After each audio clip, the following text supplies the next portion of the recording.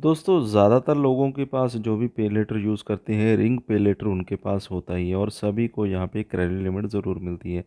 चाहे किसी को 500 मिले, 1000 मिले, 11,000 मिले, 22,000 मिले, इस तरह की जो क्रेडिट लिमिट है अक्सर हम यूज़ करते रहते हैं और वापस भी करते हैं। लेकिन यहाँ पे हमारे पास बहुत सारे कमेंट्स आ रहे हैं कि अगर हमारी किसी की पेमेंट रह गई है, किसी कारणवश हमें मजबूरी में हमने वो पेमेंट नहीं की या अगर हम जानबूझकर उस पेमेंट को वापस ना करें तो रिंग पे लेटर हमारे साथ क्या-क्या कर सकता है। तो इस वीडियो में दोस्तों हम यही जानेंगे और यही मैं आपको जानकारी देने की कोशिश करूँगा कि इससे आपको क्या फ़ायदा होगा, क्या नुकसान होगा, अगर करेंगे या नहीं करेंगे उस दोनों चीज़ों में क्या-क्या फ़र्क यहाँ पे रहने वाला और अगर आप किसी मुसीबत में पड़ते हैं तो उसमें से आपको कौन निकालेगा या आप निकल सकते हैं या नहीं। तो इस बारे में पूरी जानकारी लेने के लिए आप वीडियो में बने रहें, शुरू से लास्ट तक ज़रूर देखिएगा। चैनल पे पहली बार आए तो सब्सक्राइब कर लें, वीडियो को लाइक और शेयर करना ना भूलें। तो यहाँ पे सबसे पहले तो हम बात कर लेते हैं, यहाँ पे 3 लाइन्स आपको यहाँ पे दिखाई दे रही होंगी, इस पे आपने क्लिक कर देना है। तो यहाँ पे हमने प्रोफाइल ऑप्शन पे क्लिक कर देना है। तो प्रोफाइल ऑप्शन पे क्लिक करेंगे तो हमारे सामने कुछ इस तरह का पेज निकल कर आ जाता है। और अगर आप रिंग पे लेटर का पेमेंट वापस नहीं कर सकते हैं तो कंपनी आपके साथ क्या कर सकती है और किस बेसिस पे आपके साथ करेगी। तो यहाँ पे सबसे पहले तो बात आती है कि हमने अपना गवर्नमेंट आईडी यहाँ पे दिया हुआ है या नहीं। आपने अपना प्रोफाइल खोलना है, उसमें चेक करना है कि आपका गवर्नमेंट आईडी प्रूफ आपने दिया है, वेरीफाई करवाया है या नहीं करवाया है। तो यहाँ पे आप देख सकते हैं मेरा जो गवर्नमेंट आईडी प्रूफ है वो यहाँ पे मैंने डाला हुआ है और वेरीफाई भी यहाँ पे करवाया हुआ है और यहाँ पे सक्सेसफुली मेरा जो गवर्नमेंट आईडी प्रूफ है वो कंपनी के पास पहुँच चुका है। और कुछ लोग हैं जिन्होंने यहाँ पे गवर्नमेंट आईडी अपना सबमिट नहीं किया हुआ है और यहाँ पे उनको लिखा आता है मिसिंग। तो आप ध्यान दीजिएगा, यहाँ पे मिसिंग लिखा आएगा। तो यहाँ पे दोस्तों इसके बाद आपका पैन कार्ड का नंबर आपने यहाँ पे वेरीफाई करवाया हुआ है या नहीं, तो आप देख सकते हैं वेरिफिकेशन का बैज यहाँ पे भी लगा हुआ है और इसके साथ ही हमने अपना बैंक अकाउंट भी यहाँ पे दिया हुआ है। तो यहाँ पे हमने अपना करंट एड्रेस भी यहाँ पे नहीं दिया हुआ। इसमें दोस्तों हमारा क्या फ़ायदा या क्या नुकसान होगा? दोस्तों अगर आपका यहाँ पे मिसिंग लिखा हुआ आ रहा है यानी कि गवर्नमेंट आईडी प्रूफ आपने नहीं दिया और अगर आप रिंग पे लेटर का जो पेमेंट है वो यहाँ पे खर्च कर देते हैं और उसे आप वापस नहीं कर सकते हैं, तो दोस्तों यहाँ पे मैं आपको बता दूं कि कोई भी आपका कुछ भी नहीं बिगाड़ सकता। तो उसके लिए भी कुछ कंडीशंस होती हैं, जैसे कि आपका जो गवर्नमेंट आईडी प्रूफ है अगर यहाँ पे वेरीफाई नहीं है, यूज़ करके अगर आप रीपेमेंट नहीं करना चाहते हैं तो वो आपकी मर्ज़ी होती है और कंपनी आपका कुछ नहीं कर सकती। और जिन लोगों ने अपना जो अकाउंट है वो यहाँ पे वेरीफाई करवा रखा है और वो पेमेंट को वापस नहीं करते हैं तो उनके ऊपर कानूनी कार्रवाई कंपनी कर सकती है।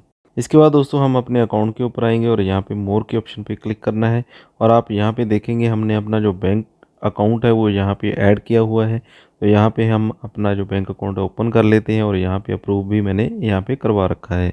तो यहाँ पे दोस्तों आपने इस ऑप्शन पे क्लिक कर लेना है और यहाँ पे आप देख सकते हैं मुझे जो पेमेंट यहाँ पे मिला हुआ है 1499, 1500 मिला था जिसमें से 1 रुपया मैंने ट्रांसफ़र यहाँ पे कर लिया था। तो यहाँ पे मान लीजिए अगर मैं अपना जो पेमेंट है वो यहाँ पे ट्रांसफ़र करना चाहूँ तो आप यहाँ पे देख पाएंगे इन्होंने यहाँ पे लिख रखा है कि 10% ट्रांजैक्शन फ़ीस आपके अमाउंट पे लगेगी, यानी कि आपको 10% कमीशन यहाँ पे देना होगा कंपनी को अगर ये अमाउंट आप अपने अकाउंट में ट्रांसफ़र करते हैं। और यहाँ पे अगर मानकर चले मोटा माटी तो 1000 रुपया अगर हम निकालते हैं यहाँ पे तो 100 रुपया हमें कंपनी को देना होगा। तो आप खुद अंदाज़ा लगा सकते हैं कितने ज़्यादा चार्जेस यहाँ पे कंपनी हमें लगा रही है और वो भी 20 दिनों के अंदर। आप देख सकते हैं कितने कम समय में कितना ज़्यादा हमें ब्याज देना पड़ेगा। तो मानकर चलें कि अगर आप किसी लोकल फाइनेंसर से ब्याज पर पैसे लेते हैं और अगर वो आपको 10% ब्याज लगाए सिर्फ 20 दिनों के लिए, तो आप खुद समझदार हैं, खुद समझ सकते हैं कि कितने चार्जेस आपको उसको देने पड़ेंगे। तो वही सेम चीज़ यहाँ पे रिंग पे लेटर हमारे साथ कर रहा है। अगर आप इस पेमेंट को यूज़ करते हैं, अगर मैं यहाँ पे कर लेता हूँ तो ये तो मेरी 1000 रुपये की पेमेंट है। अगर तो यहाँ पे मानकर चलें कि 10,000 की अगर मैं पेमेंट यहाँ पे ट्रांसफ़र करूँ तो मुझे 1000 रुपये देना पड़ेगा इस पेमेंट को अपने अकाउंट में लेने का और उसे 20 दिन के बाद विद ब्याज मुझे यहाँ पे वापस करना होगा। तो आप समझ सकते हैं कि कितने ज़्यादा चार्जेस हमें यहाँ पे लग रहे हैं।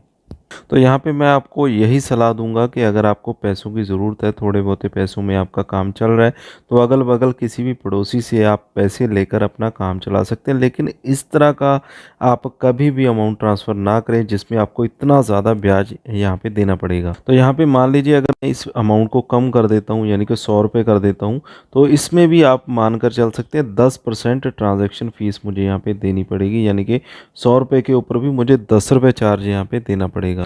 तो इतना ज़्यादा यहाँ पे लूटने वाला एप्लीकेशन है, इतना ज़्यादा हम चार्जेस इनको क्यों देंगे यहाँ पे। और 100 रुपये में, केवल 100 रुपये में यहाँ पे 10 रुपये हमें यहाँ पे देने पड़ेंगे। तो आप खुद अंदाज़ा लगा सकते हैं कि ये सही चीज़ हो रही है या गलत चीज़ हो रही है। इतने ज़्यादा चार्जेस आप किसी भी एप्लीकेशन को क्यों देंगे। तो यहाँ पे दोस्तों मैं तो यही सजेस्ट करूँगा, जिन लोगों ने भी यहाँ पे लोन लिया है वो इस कंपनी का लोन यहाँ पे रीपेमेंट कर दें।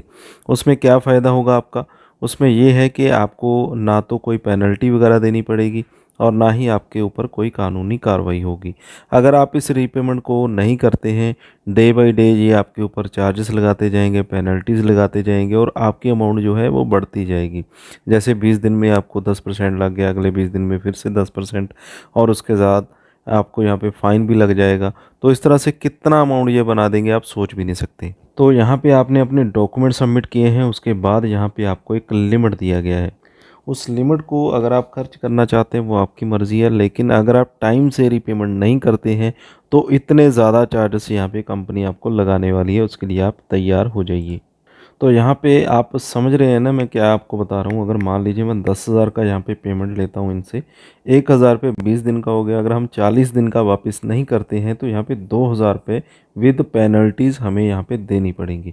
तो आप खुद सोच सकते हैं कि कितने ज़्यादा चार्जेस यहाँ पे आपको लगने वाले हैं।